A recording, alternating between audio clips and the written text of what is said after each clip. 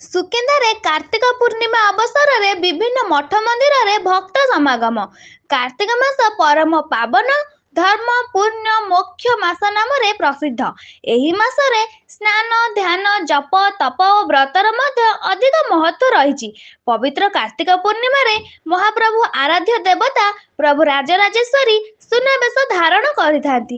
ଆଜି ପବିତ୍ର ଦିନରେ ବୋଇତ ବନ୍ଦାଣ କରି ଅର୍ଥାତ୍ ସେହି ଅତୀତର ନୌବାଣିଜ୍ୟର ପରମ୍ପରାକୁ ସମୃଦ୍ଧ କରିଥିବା ସାଧବ ପୁଅମାନଙ୍କ ଉଦ୍ଦେଶ୍ୟରେ ବୋଇତ ବନ୍ଦାଣ କରାଯାଏ।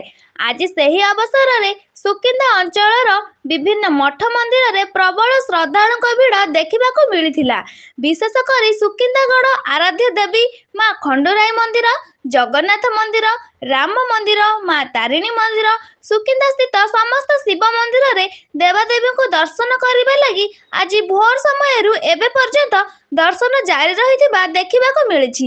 ଆଜି ସ୍ଥାନୀୟ ବାସିନ୍ଦାଙ୍କ ଦ୍ୱାରା ସ୍ଥାନୀୟ ନଈନାଳରେ ଡଙ୍ଗା ଭସା ଯାଉଥିବା କାର୍ଯ୍ୟକ୍ରମ ମହା ଆଡମ୍ବରରେ ଅନୁଷ୍ଠିତ ହୋଇଥିବା ଦେଖିବାକୁ ମିଳୁଛି।